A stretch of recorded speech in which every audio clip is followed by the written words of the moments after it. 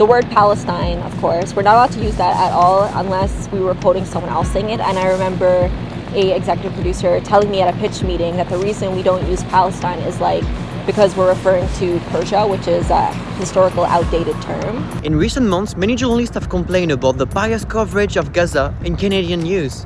I remember when October 7th happened, immediately my issue was that there was a lack of historical context. I had a huge issue with the language guide. Much of the language entirely whitewashed Israel's crimes and dehumanized Palestinians. Guide was, reserved only for Palestinians, and the terms like massacred and slaughter and all these extremely vile adjectives were reserved for the way Israelis were treated. Some reporters chose to resign, others were terminated for calling all the double standard. Most of what I wanted to say, I couldn't actually say it because I was completely shut down. In fact, I remember twice I was referred to mental health services. So far, I know of 4 journalists that resigned after October 7th, and some of them actually resigned after I resigned. But it was shocking to see that so many journalists are being treated like this at our public broadcasting corporation. CBC, which is Canada's public broadcaster, has been scrutinized for failing to use the right words and to provide context.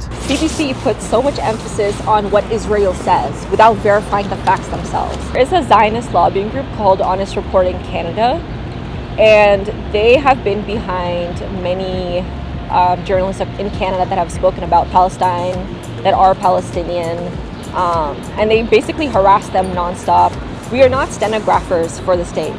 Our job is to discover the truth and publish it, even if Israel doesn't like that, even if Zionist lobbying groups don't like that.